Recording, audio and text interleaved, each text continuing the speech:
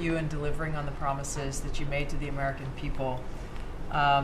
You came in with a very clear mandate of taking on the rampant weaponization, politicization of the intelligence community and federal law enforcement, experiencing yourself, the deep state abusing their power as they have against you, your family, and so many of the American people. Bring out accountability truly for those who have abused their power, making sure that the intelligence community is supporting your efforts in keeping the American people safe, secure, and free, and being the president of peace. I'm grateful to be in this position as your Director of National Intelligence to support you in these efforts, and I'll cover very briefly what we've done over the last year under your leadership and what we look forward to continuing to focus on next year. First of all, under your leadership, again, we've taken on a historic effort for transparency, declassification, and exposing these abuses of power by these deep state actors. We've declassified over 500,000 documents, many of which had never been seen before by the American people, put them online to bring about this level of transparency. We formed a weaponization working group, again, to be able to go after a lot of these abuses of power that have never seen the light of day, to support the accountability that under Pam Bondi's leadership in the Department of Justice is coming about. Secondly, bringing about reforms to the intelligence community to make sure that we have the most effective and efficient and focused workforce that's really working on bringing about the priorities you have laid out in ensuring our country's security. And lastly, Mr. President, working with many of our partners here around the table, is going after these domestic threats. We have threats coming from both Islamist ideology as well as Islamist terrorists, foreign terrorist organizations, and those who seek to do harm to the American people, many of whom were let in across our borders under the previous administration. We are focused on these tasks and this imperative for the American people, and just appreciate your leadership, Mr. President, in empowering us to be able to conduct this service. Merry Christmas. Thank you very much. Thank you. Merry Christmas. Merry Christmas. Say it loud and clear. Lee? Mr. President, your team at the Trump EPA has been crushing it all year to fix the big mess that we inherited and deliver amazing results for the American people. I've had the opportunity to visit all 50 states since confirmation earlier this year, and to hear from real people, where they meet, where they live, and to bring their great ideas and their asks back to us to be able to deliver for them. At the Trump EPA, we have proven that you can both protect the environment and grow the economy. On the environmental front, since you were sworn in earlier this year, we have averaged a big environmental accomplishment every single day. On the 100th day, the 200th day, the 300th day of your presidency, each time we released a list of our top 100 environmental accomplishments. That has included a historic LA wildfire cleanup that you ordered us to complete in record time, which we did, and the Army Corps, under the leadership of our great Secretary of War, did their part as well. The federal government completely did all of the work needed to allow these residents and businesses to be able to rebuild, but poor leadership at the local and state level, unfortunately, is still resulting in these property owners unable to rebuild, and it's wrong. We also were able to reach an agreement with Mexico to be able to implement a plan to permanently end a decades-old raw sewage crisis on the southern border with Mexico. And Secretary Rubio and his team, Chris Landau, Ambassador Johnson, they've been amazing to get that done. On the deregulatory front, we have proudly launched a massive blitz that amounts to the largest deregulatory effort by any agency in the history of the United States. To put some perspective on it, in 1 year, at one agency, we will do more deregulation than entire presidencies have done across all agencies.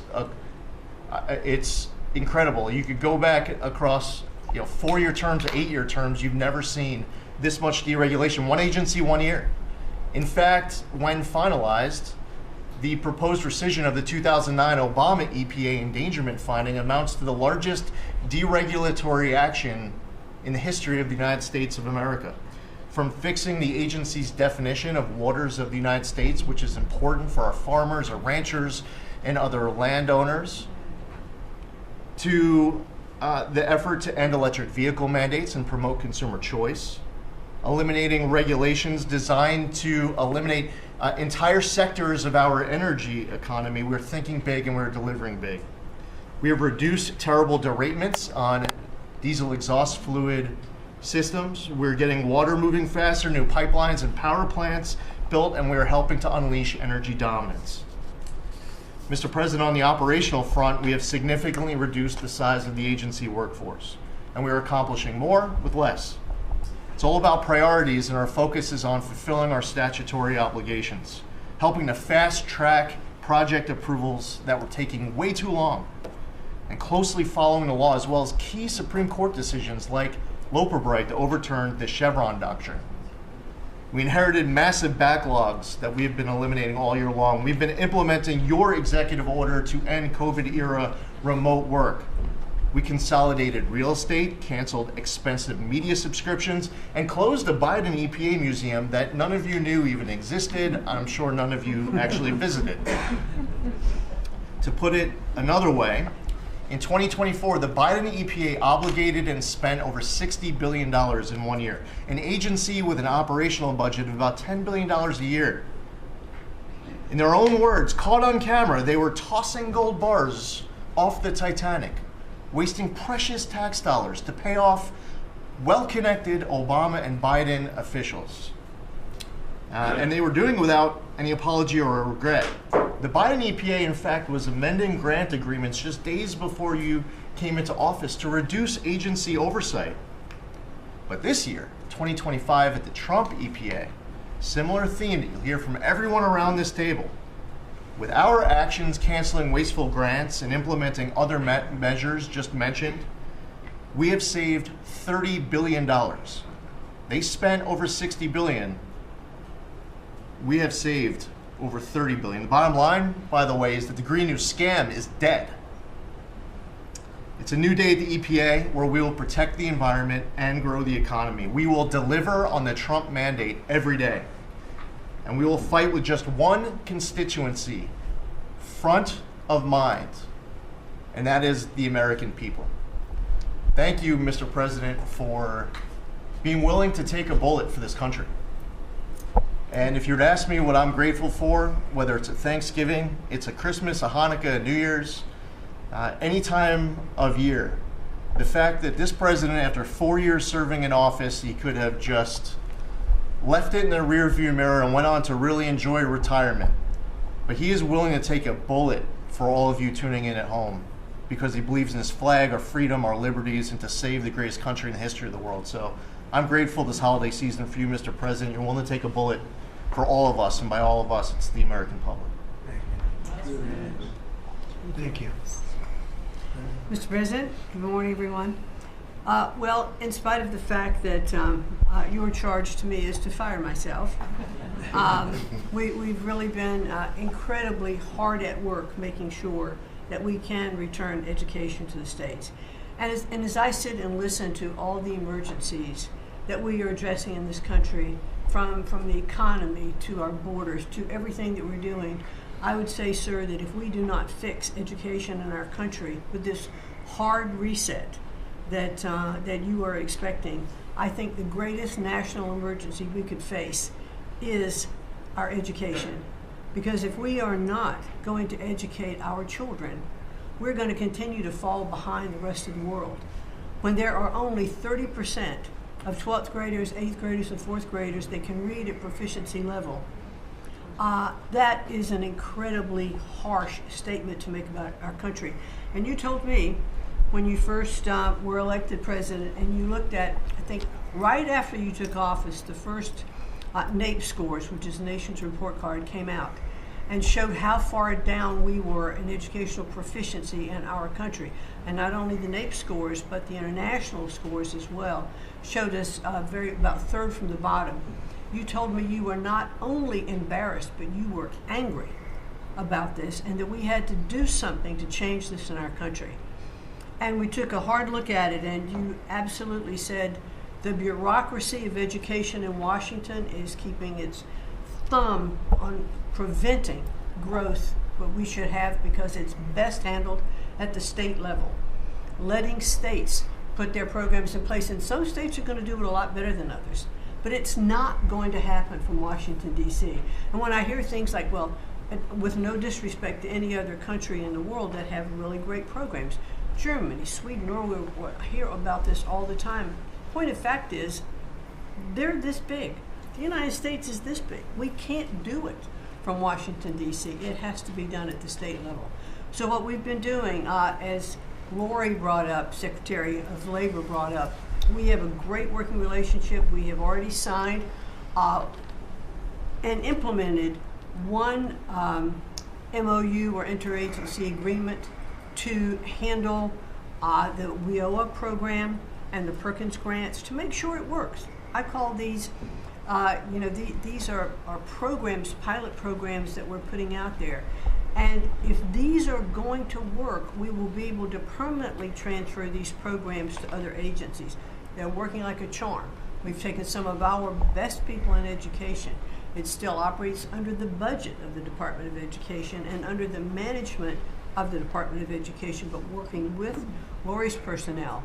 And when I hear pushback on that to say, well, how can this possibly work, to take education and put it in labor? Let's be efficient. One example, in order to draw down on a lot of the grants that they are helping us with, we're using their grant system. The grant system at the Department of Education is like held together with bubble gum and rubber bands. And it did not interact with any other agency. Now we have this really smooth operation already in labor. So that has prompted us to sign also other interagency agreements, 2 more with labor, 1 with HHS, 1 with the Department of State, and we'll be moving other programs, but these are proof of concept. Let's make sure they're working and working smoothly before we ask Congress to codify these permanent moves. So that's kind of in the world of K through 12, what we're looking at right now, but in the world of higher education, as Attorney General Bondi mentioned, we've been working really very hard to make sure that we've got anti-Semitism and DEI out of our universities, and put some pretty stiff fines on, worked some good deals. I've enjoyed working with Harmeet, who is just an incredible negotiator. So we're bringing all of that to bear as well. So I can say, sir, that we are moving to return education to the states and to bring the level of education back up, making sure our students can read by reintroducing the science of reading in schools.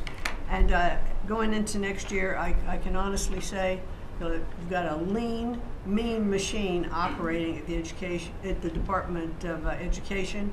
It was only half the workforce when we started, and we're more efficient, and I think we're going to see better results as we move into next year. So thank you for this incredible opportunity. Thank you very much. Thank you, Mr. President, during this holiday season for empowering us, HHS, me, Dr. McCary, Jay Bhattacharya, and Dr. Oz, to change the trajectory of this agency towards public health in a way from the tradition of serving the mercantile interests of the medical industrial complex and the big pharmaceutical companies. 2 weeks ago, we ended, under your leadership, a 20-year war on women by removing the black box warnings from hormone replacement therapy. The medical cartel was telling women that hormone replacement therapy during menopause was dangerous for them. In fact, here's what the science said. It diminishes the risk of fatal heart attacks by 25%, cardiac disease by 50%, Alzheimer's by 35%, bone fractures by 50 to 60%. It improves appetite, it improves sleep, it improves energy, it improves happiness. There are tens of millions of women in this country who have been deprived of that therapy because of just scientific malpractice by the medical cartel. We are now remedying that, and this remedy will now be available to all women who want it during one of the most difficult transitions of their lives. MFN is one of our greatest accomplishments. It would not have happened without you. You were the only person who believed in it. You drove us to get it done. We've now made agreements with the 5 biggest pharmaceutical companies. We have 12 more in the lineup to make agreements. By the time this administration leaves office, 95% of the drugs in this country we will have the lowest prices of any nation in the developed world. Americans are already getting the benefits from these. These companies are already lowering these prices dramatically, as you've noticed. And then this week, Howard at Department of Commerce and Jameson at the U.S. Trade Representative made a bargain with Great Britain to raise their drug prices in conformance with your promise that the Europeans would raise theirs to counterbalance us lowering ours, and therefore we would keep intact the ecosystem of innovation and protect innovation. So congratulations on that, Mr. President. When you first asked me to take this job, one of the first contacts we made was with a leading economics professor, health economics professor at Harvard. And we asked him what's the one innovation that we could do that would most dramatically improve the health care experience for the average American. And he said there's no contest, it's to get rid of prior authorization. Thanks to your leadership, we were able to convene the largest insurance companies in this country and do something that every administration, every Congress has promised for the past 30 years. We actually got it done. We convened the insurance companies representing 280 million Americans and got them to agree, most of them by January of 2026, for 2 months from now, to remove prior authorization for most of their procedures, for all the procedures we want them removed from. And that means that American patients at the point of care will be able to get an answer immediately. If your doctor says you need knee surgery, you will know before you leave that doctor's office whether your insurance company will pay for it or not. Similarly, healthcare records, the tech industry has refused to share healthcare records. You asked us to change that. We convened the 60 biggest tech companies at a conference that you presided over about 2 months ago. We now did a secondary conference which 400 leading companies have all come in and agreed to remove any kind of blockages where individual Americans can get their own health care. Americans own their health care records, yet they were not able to access them. And if you lived in New Jersey and you moved to Oregon and you got injured, you went to a hospital, you would have to spend maybe 45 minutes filling out forms on a clipboard because your doctors there could not get your healthcare records. They couldn't get your blood type, your allergies, all the things that they ought to know immediately so they can save your life. Now that has all changed, and all these companies now have agreed to remove all the blocks on sharing healthcare records.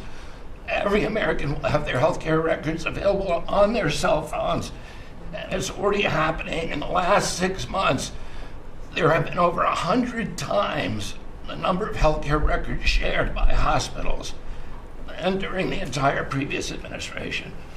On deregulation, HHS proudly is now leading the pack, and thank you for your help on that, Russ. But today we announced the revocation of the nursing home rule, which was overburdening rural areas across this country, Indian reservations, with regulations that were going to destroy the nursing home industry in those communities. And that is going to be a $25 billion savings. Those are some of the things that we're doing because of your leadership. President Trump, thank you so much, and Merry Christmas to you. Thank you, Bob, very much. Great job. Well, Mr. President, you've assembled an incredibly talented group here. If you took a look at this group compared to any Fortune 500 leadership team, any group of startup folks, I mean, this is an amazing group in the breadth of what's being accomplished. And the timing couldn't be better because with your leadership and vision, you've set us up for this age of abundance as we head into next year, the 250th anniversary of this country. And what are we heading into that year? As we've talked around the table, you've heard about massively lower taxes, massively lower regulation, abundant energy, record capital investment coming in, job growth. I mean, we are set up to really have something to celebrate next year. And I just again want to say thank you to everybody around the table. You gave us one big assignment in Interior. Of course, Interior, the largest balance sheet in the world in the Department of Interior. If it was a standalone company, 500 million acres of surface, 700 million acres of subsurface, over 3 billion of offshore from Guam to the Virgin Islands. And you said, we got to take care of that balance sheet. We got to develop those resources. And what have we done across that? Producing record amounts of oil, record amounts of gas. And again, we set out with a goal, energy diplomacy, sell energy to our friends and allies. We're exporting a record amount of energy to all of our friends and allies around the world. That's helping do that. And you're giving a gift to America as we head into this. You're giving us peace abroad, and you're giving us prosperity at home. That bodes so well for our country.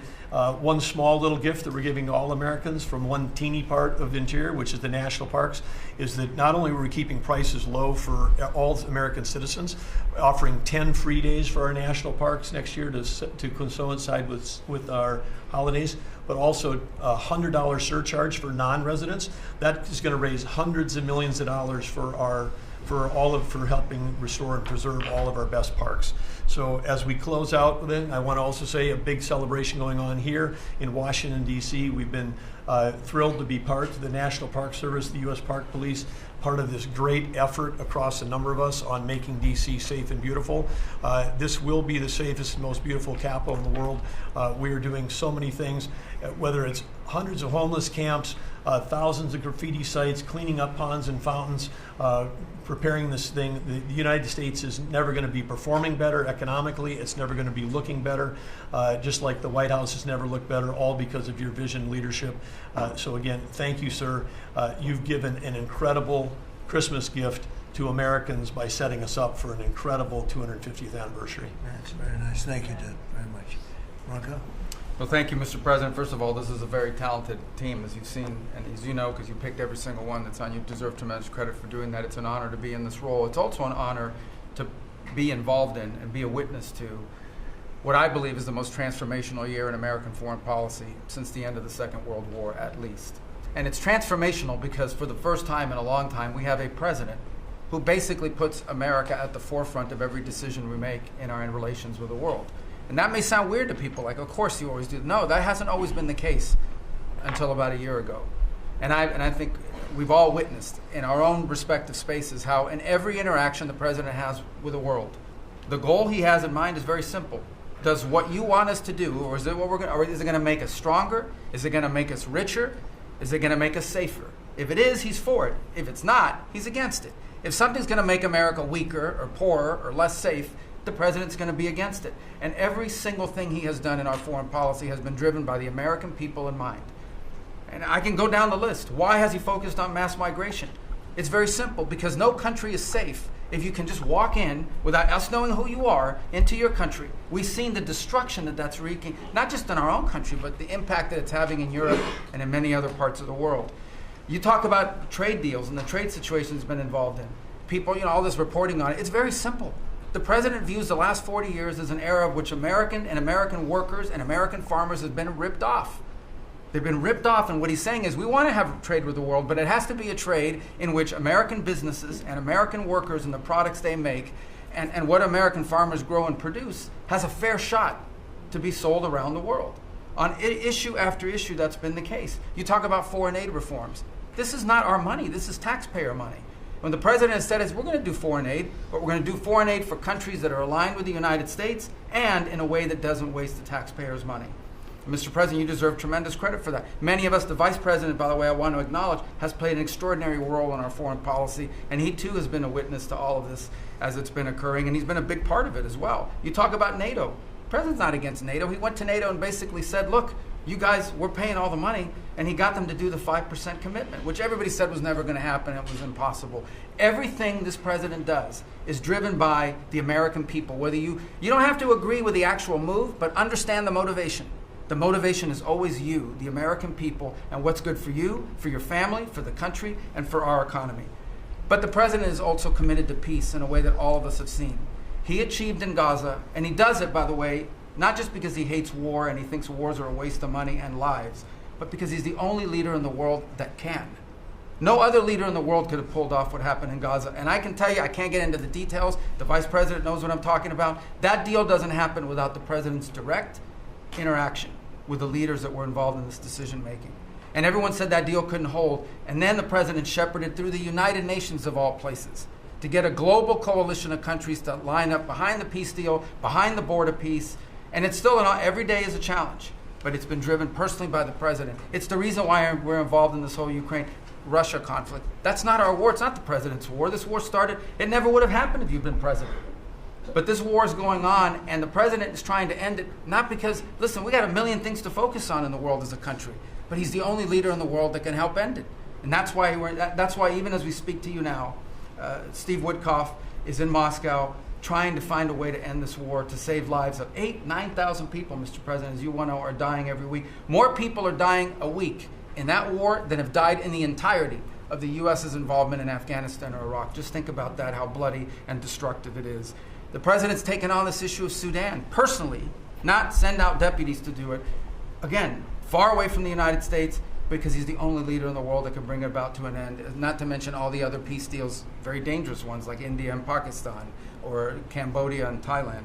And so on all these things, Mr. President, I think you deserve tremendous credit for the transformational aspect of our foreign policy. For the first time in probably 4 decades, the American foreign policy is driven by what is good for America and Americans, whether it makes us safer and stronger and more prosperous. If it is, he's for it. If it doesn't, he's against it. And that sort of clarity is transformational. I close with this, and I know I'm last, so I wanted to be fast, but there was a lot to cover. I do want to say this is the most wonderful and magical time of the year. By that, of course, I'm referring to the college football playoffs. And I just want to say this as a point of personal privilege. And I'm a Florida Gator, but if the University of Miami gets screwed out of the college football playoffs after going 10-2 and beating Notre Dame, the whole thing should be scrapped, and you're going to have to take over it next year. That's great. Well, thank you all very much. It was terrific. I hope it wasn't too long, but it was very concise, and we've done a lot. This group has done a lot. Amazing. Everybody at this table has done a fantastic. And Susie, thank you for doing a great job, as our chief has said. First female chief of staff in the history of our country, which is pretty amazing when you think of it, right? And she's the best. Thank you very much. Great job.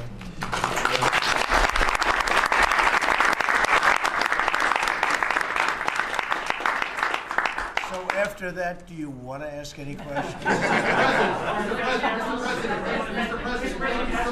Mr. President, there's been a lot of speculation about who the next Fed chairman could possibly be. You said you had somebody in mind. Yeah. How many names were you given on the final list? And does that person currently work on the board of the Federal Reserve? Well, I'd say that we probably looked at 10. Then Scott interviewed some people that I didn't know, but he knew. And a lot of people were involved in the process, actually, and Howard was involved. But I think we probably looked at 10, and we have it down to 1. Can you answer this? I want to ask you about Elon Musk, if I could. You talked about Elon Musk. You had him at dinner here in the White House. Is he now back in your circle of friends? Well, I really don't know. I mean, I like Elon a lot. He was he really helped during the election with his endorsement. He felt strongly. Look, we had one problem. You know, I didn't want to have everybody have to have an electric car, and he makes electric cars. And yeah, I think we get along well. You know, on affordability, when you talk about affordability, is going forward, are the American people, do you believe, getting impatient with the reforms that you're making? They talked about it's about. I think they're getting fake news from guys like you. Look, affordability is a hoax that was started by Democrats who caused the problem of pricing, and they didn't end it. Look, they lost in a landslide. We won every swing state. We won the popular vote. We won everything. You take a look at districts, it was 2,750 to 525. Because that was an affordability problem. We brought it down. Look at energy. Look at the gasoline price. That's like the simplest, and it's the biggest. Because if energy comes down, everything comes down. That's the way it works.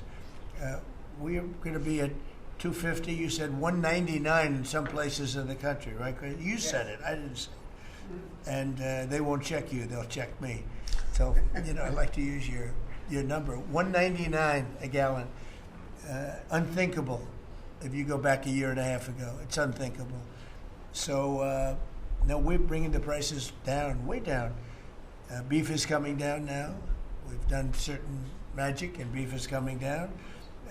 But we inherited horrible prices. We inherited really the worst inflation in history. We inherited that. When I came in, that's what he had.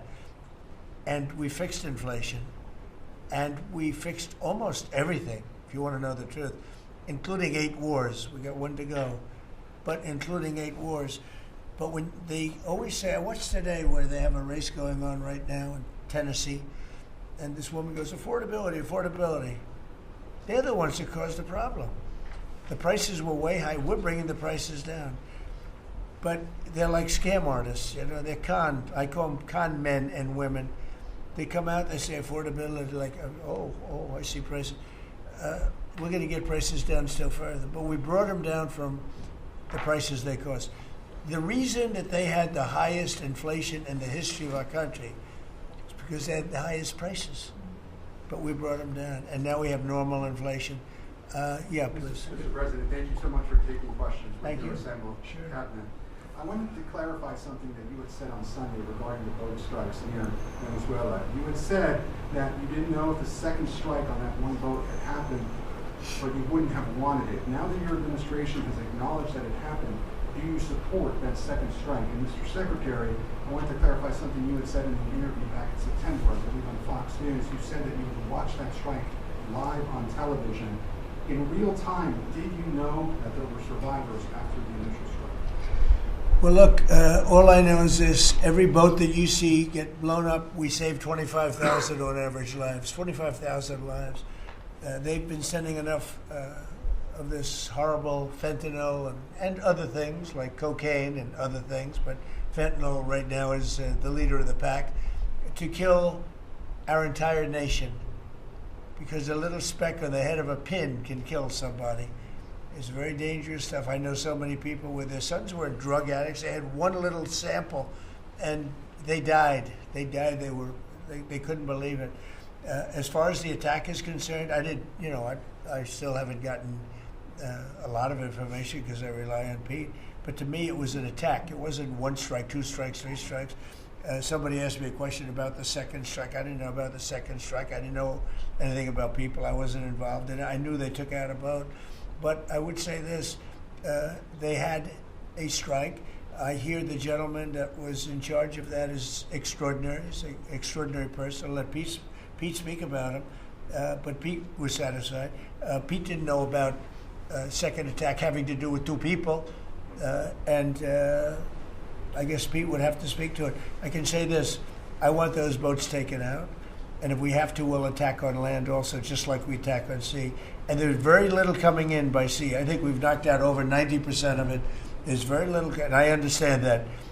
There's very little. We're saving hundreds of thousands of lives with those pinpoint attacks. It's an amazing thing when you see a boat going along. And, a lot of the press would like to say they're not. You see the boat. They're not maybe drugs. You see these boats. First of all, who has 5 engines on the back of a boat going in weird directions and loaded up with lots of white containers? They're bags of things. No, they've done an amazing job. And Pete has done an amazing job. But Pete, you could probably better answer the question. No, you're spot on, sir. I think you got to start with the baseline, which Marco laid out, everybody's laid out. You got 20 million people invading our country over 4 years. We don't know where they're coming from. That includes Tren de Aragua and cartels and violent criminals. They bring drugs, and you mentioned it, Mr. President, poisoning, an intentional poisoning of the American people, killing hundreds of thousands of Americans. So the president had the courage to designate these cartels as designated terrorist organizations. Now, a number of us here served in the military and spent 20 years fighting terrorists like Al-Qaeda and ISIS on the other side of the world. How do you treat Al-Qaeda and ISIS? Do you arrest them and treat them, pat them on the head and say, don't do that again? Or do you end the problem directly by taking a lethal, kinetic approach? And that's the way President Trump has authorized the War Department to look at these cartels. And I wish everybody could be in the room watching our professionals like Mitch Bradley, Admiral Mitch Bradley, and others at JSOC and SOCOM and other commanders. The deliberative process, the detail, the rigorous, the intel, the legal, the evidence-based way that we're able to, with sources and methods that we can't reveal here, that make sure that every one of those drug boats is tied to a designated terrorist organization. We know who's on it, what they're doing, what they're carrying. All these white bales are not Christmas gifts from Santa. This is drugs running on four-motor fast boats or submarines that we've also struck. No one's fishing on a submarine. And I have empowered them to make that call. Now, the first couple of strikes, as any leader would want, you want to own that responsibility. So I said, I'm going to be the one to make the call after getting all the information and make sure it's the right strike. That was September 2nd. There's a lot of intelligence that goes into that, building that case and understanding that, a lot of people providing information. I watched that first strike live. As you can imagine, at the Department of War, we got a lot of things to do. So I didn't stick around for the hour and 2 hours, whatever, where all the sensitive site exploitation digitally occurs. So I moved on to my next meeting. A couple of hours later, I learned that commander had made which he had the complete authority to do, and by the way, Admiral Bradley made the correct decision to ultimately sink the boat and eliminate the threat. He sunk the boat, and eliminated the threat. And it was the right call. We have his back, and the American people are safer because narco-terrorists know you can't bring drugs through the water and eventually on land if necessary to the American people. We will eliminate that threat, and we're proud to do it. So you didn't see any survivors, to be clear, after that first strike? You personally? I did not personally see survivors, but I stand, because the thing was on fire. It was exploded and fire and smoke. You can't see anything. You got digital. This is called the fog of war. This is what you in the press don't understand. You sit in your air-conditioned offices or up on Capitol Hill and you nitpick and you plant fake stories in the Washington Post about kill everybody, phrases on anonymous sources not based in anything, not based in any truth at all. And then you want to throw out really irresponsible terms about American heroes, about the judgment that they made. I wrote a whole book on this topic because of what politicians and the press does to warfighters. President Trump has empowered commanders to do what is necessary, which is dark and difficult things in the dead of night on behalf of the American people. We support them, and we will stop the poisoning of the American people. And Mr. Secretary, on the second strike, you said it happened more than an hour after the first strike? I couldn't tell you the exact amount of time. Minutes, or you had left the room? I already stated my answer quite clearly. So remember this, we lost last year, I think it was more than that, but people don't like saying it because they always said 100,000, 115,000, numbers we've been hearing for years. So we lost last year more than 200,000 people, dead people, ruined families beyond the 200,000. And those 200,000, that family will never be the same. But these people have killed over 200,000 people, actually killed over 200,000 people last year. And those numbers are down. They're way down. And they're down because we're doing these strikes, and we're going to start doing those strikes on land too. The land is much easier. It's much easier. And we know the routes they take. We know everything about them. We know where they live. We know where the bad ones live. And we're going to start that very soon too. Mr. President, thank you so much, Mr. President. And you know what? When we start that, we're going to drive those numbers down so low. And then you're going to have families be able to live with the final cabinet meeting of 2025, a year that will go down as the most consequential and successful first year of any administration. They're saying that, not me. Oh, I say it too, actually, but a lot of people are saying it. And a lot of that is thanks to the men and women in the cabinet. The new and improved cabinet room, I might add. We took pictures down from the vaults. We have vaults downstairs with lots of pictures that haven't been exposed to the world for, in many cases, over 100 years. We brought them up, and we're using them as they should be used. But the cabinet room looks beautiful, like it should now. The Oval Office looks beautiful, like it should. It was not. It was like the rest of the country. It was in disrepair. 1 year ago, our country was dead, and said to me by many leaders, we had a dead country. Now we have the hottest country anywhere in the world. It's true. The hottest country anywhere in the world. Think of that. In 4 long years of the Biden administration, there were just $1 trillion of new investments in the United States in 10 months. We've secured commitments of over $18 trillion. So they had, in 1 year, less than $1 trillion. That's in a period of 4 years. Think of it, 4 years they had less than $1 trillion. In 10 months, we have more than $18 trillion. Is that right, Scott? It's even going to be higher than that. It'll be higher by and the going end, up. sir. And we're waiting for the Supreme Court case, and it's so important and so vital for this country because we're not only respected again, we're putting out wars by our trade policies, and we're taking in hundreds of billions of dollars, and our country is wealthy again and secure again, and it's part of national security, and I hope that goes well. I think it's very important, but when I think of the number, we're going to be over $18 trillion in 10 months, and which is a record times probably 8 or 10 times, I think more than that, for any country. There's never been a country that's had that kind of an investment ever in history. And there's never been a country that's had half of that. It's a tremendous thing that's taking place. We have companies moving in from all over the world, from Mexico, from Canada, from Europe, from China, from Japan a lot. We just had Toyota is going to spend $10 billion, they just announced, on building new plants in this country. Our workers, they're going to be our workers. But they're spending a tremendous amount. So the stock market is at 46 all-time highs. And this last Friday, which is called Black Friday, was the biggest ever online sales that there's ever been by a lot. More Americans are working today than at any time in the history of our country. I mean, these are the facts we have to get out. And, you know, there's this fake narrative that the Democrats talk about, affordability. They just say the word. It doesn't mean anything to anybody. Just say it. Affordability. I inherited the worst inflation in history. There was no affordability. Nobody could afford anything. The prices were massively high. Do you remember when we took over eggs? You did a great job on that, Madam Secretary. Agriculture, Brooke. Eggs were 4 or 5 times higher than they had ever been. They said, don't order eggs for Easter at the White House.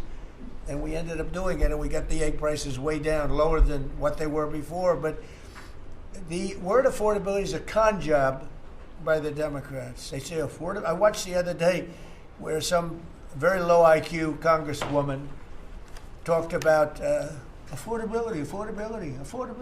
She had no idea. Their prices were much higher. As an example, energy, gasoline, we're now at about $2.50 a gallon. We're going to be, I think, at $2 a gallon. We could even crack that at some point. I'd love to do it. And we could do it more easily if we weren't building up the strategic national reserves, which Biden emptied out before the election so that he could try and get elected, meaning he started it, then he got thrown out of the race.